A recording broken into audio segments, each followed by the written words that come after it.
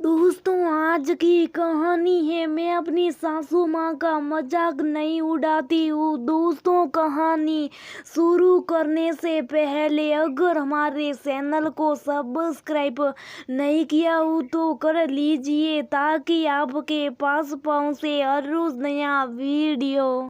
ओ काजल, तो कितने दिनों बाद मिले हम, लेकिन तू तो अमेरिका में थी ना। इंडिया कब आई? अपनी दोस्त को देख सनिया आरसीएस से भर गई। अरे हम अब इंडिया शिफ्ट हो गए, अब मैं इसी शहर में। आओ ना कभी मेरे घर।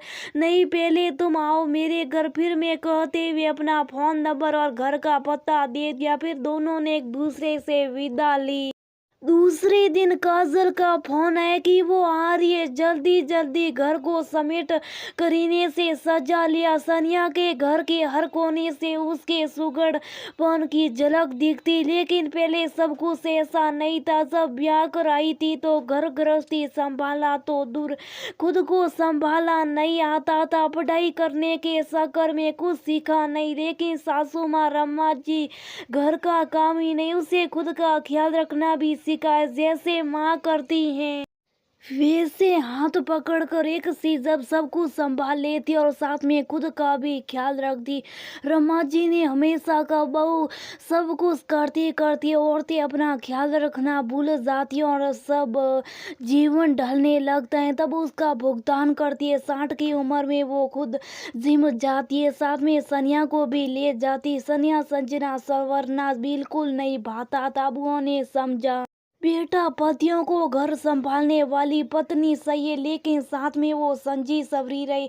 ये हर पति चाहता है। तुम्हारी छोटी सी कोशिश से तुम दोनों के रिश्ते में ताजगी बनी रहेगी। उसने भी महसूस किया कि जब भी खुद को सज्जा सवार लेती आशुतोष की आंखें चमक उठती। काजल के आने की सारी तैयारी पूरी कर खुद तैयार हो गई।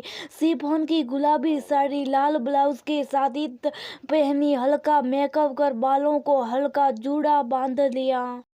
अपने आप को आईने में निहार कर मुस्कुराती। आज मैं नहीं जाऊंगी जिम, आप चले जाना। बताया था ना काजल आ रही। हाँ ठीक है बेटा, तुम कहो तो मैं भी रुक जाती हूँ। नहीं माँ आप जाइए, मैं संभालूं। हाँ अगर थोड़ा लेट जाती तो एक बार आप काजल से मिल लेगी। ठीक है बेटा, तब तक मैं तैयार हो जाऊँ, कह कर वो तैयार होने चली गई। कुछ देर बाद काजल आई। सनिया ने उसका यथोचित संस्कार किया। काजल ने सनिया का घर घूम घूम कर देखा, देखकर हैरान थी। कर छोटा लेकिन इतना सुंदर कि उसका मुंह खुला का खुला रह गया। दोनों साथ बैठे तो उसने सनिया को ऊपर से नीचे तक निहारा। हम नोट बैठ यार, तुम जैसे संजना सवरना बिल्कुल पसंद नहीं था। लुक एट यू यार, तुम कितनी बदल गई हो, बहुत प्यारी लग रही हो। थैंक यू यार, लेकिन तुमसे कम ही, तुम तो हमारे टीम की सुंदरता की देवी थी।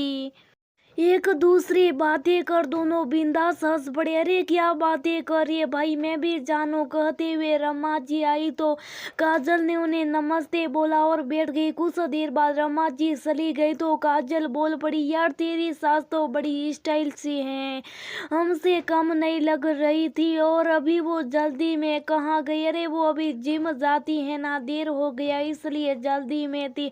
सनिया के मुंह से जिम की बात सुन हैरान हुई काजल, फिर खिलखिला हंस पड़ी।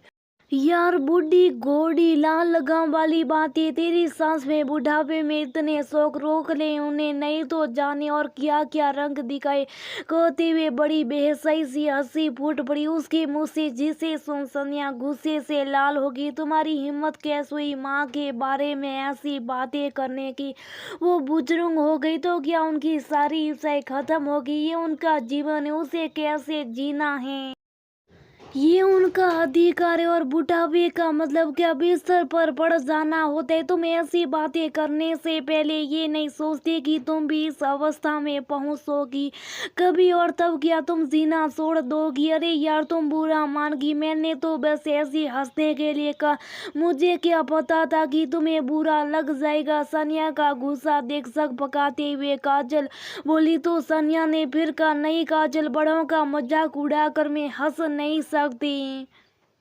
और जिनके बारे में तुम कह रही हो वो मेरी माँ और गुरु हैं। उन्होंने मुझे जीवन जीना सिखाया। आज मेरा जो बदला सा रूप देखकर हैरान थी वो उनकी देन है। और प्लीज अगर ऐसी बातें करनी है तो तुम्हारे लिए मेरे घर के दरवाजे बंद है।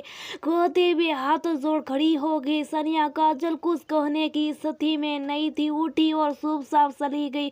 बाहर देखा तो दरवाजे पर रमा जी खड़ी मिली। उन्हें देख उसने नजरें झुका ली। रमा जी मुस्कुराई और घर के अंदर आई और आकर सनिया को गले लगा लिया। आंखों में निर्जर नींव बह रहे थे। आज तूने मेरी ममता को तृप्त कर दिया बेटा, कहते हुए उसका माथा चूम लिया। माँ आप जाइए, आइए यहाँ बैठिए। आप जिम गई थी फिर वापस अरे पुष्पा का फोन आया, उसके पोते का जन्मदिन। आज उसके पार्टी में बुलाने के लिए फिर लगा जिम जाऊंगी तो लेट हो जाएगा। सोचा आज मैं भी नहीं जाती और आकर तुम दोनों के साथ बैठती हूँ।